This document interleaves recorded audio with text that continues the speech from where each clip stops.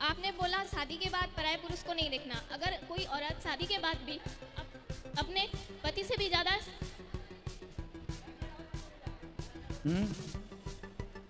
बोलो, पति से भी ज्यादा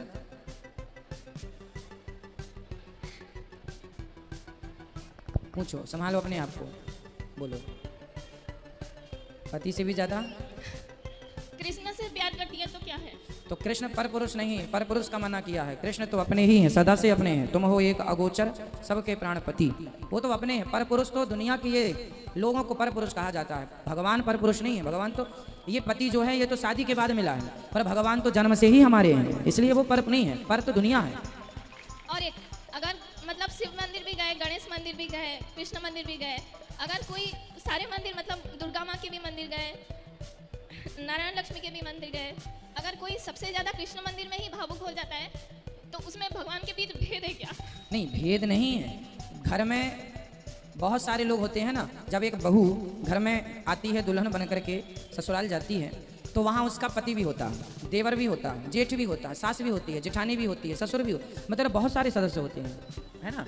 तो देखो, ससुराल में होते बहुत लोग हैं। आप सम्मान भी सबका करते हैं, प्यार भी सबसे करते हैं, पर समर्पण केवल पति में करते हैं, हाँ या ना? जी। उसी तरह सम्मान सबका कीजिए, सभी देवी देवताओं का सम्मान कीजिए, सभी का आदर कीजिए, पर समर्पण अपने इष्ट भगवान के चरणों में करना चाहिए। जो आपके इष्ट हैं, जैसा आपने कहा श्री कृष्ण, तो आपको भगवान श्री कृष्ण में समर्पण करना चाहिए। परंतु आप सबको सम्मान, गणेश जी का भी आदर बना रहे, भगवान शंकर जी का भी आदर बना रहे, सम्मान करते हैं, लेकिन भावुक समर्पण, ये जो आप भावुक बोल रहे हैं ये आपका समर्पण है, अच्छा है। भावुक हो जाना भगवान के आगे ये दर्शाता है कि आप भगवान से प्रेम करते हैं। और प्रेम का ही पर्यायवाची भक्ति है। ये जो भक्ति है वो प्रेम भक्ति यही है कि आंखों में आंसू आ जाएं भगवान के लिए देख कर, बस यही तो प्रेम है। भगवान इसी प्रेम के भूखे हैं, कोई फॉर्मेलिटी के भूखे नहीं है भगवान। और आपने आज तुलसी माला जपने के लिए कहा था, वो ओपनली जपना तुलसी की माला अंदर होती है, वो गौमुखी होती है, उसके अंदर करके ऐसे अंदर जपना चाहिए। हाँ, अंदर बाहर, बाहर भी कोई ऐसे भी जपे तो बुरा नहीं है, पर भोजन भजन पर्दे के अंदर ही अच्छा लगता है।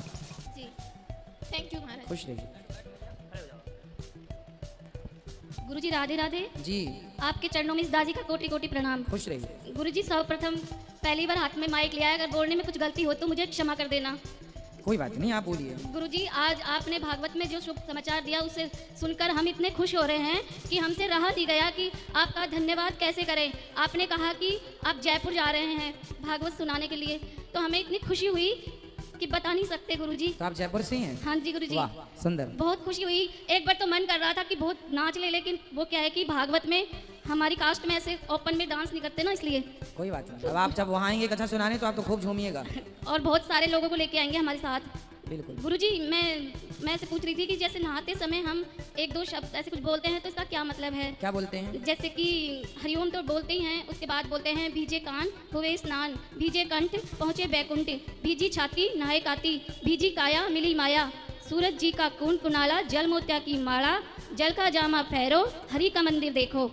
इसका क्या मतलब है? इसका मतलब ये है कि जब हम कोई तीर्थ नहीं जा पाते, हम घर में जब स्नान करते हैं ना, हाँ जी। तो हम कई लोग ऐसे होते हैं हर हर गंगे करते हुए, हम यदि तीर्थ नहीं गए, गंगा नहीं नहाए, नर्मदा नहीं नहाए, और घर में स्नान करते समय यदि हमने गंगा यमुना कावेरी का स्मरण कर लिया तो हमें गंगा स्नान का फल घर बैठे मिल जाता है, केवल स्मरण मात्र से। तो उसमें हरि का नाम आ रहा, भगवान का नाम आ रहा, तो ये ताकि हमें स्नान करना भी उसका भी पुण्य मिले, उसका भी फल मिले, इसलिए। वो क्या है, हमारी दादी सास जी जो थी वो बोलती थी तो उनसे सुना था हमने। हाँ, अच्छा है। पुराने लोग तो हर हर गंगे कहते हुए के है ना, सबका भगवान का स्मरण करते हुए नहाते थे।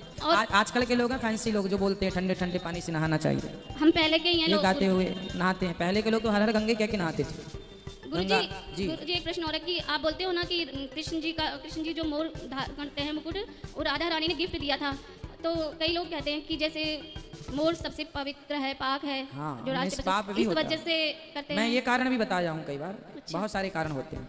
बहुत बहुत धन्यवाद गुरुजी, आपको करोड़ों बार कोटि कोटि प्रणाम। और कोई गलती हो इसके लिए क्षमा करें। मैं आपकी है ना जो नज़र उतारना चाहती हूँ, जिससे कल मतलब उनके वो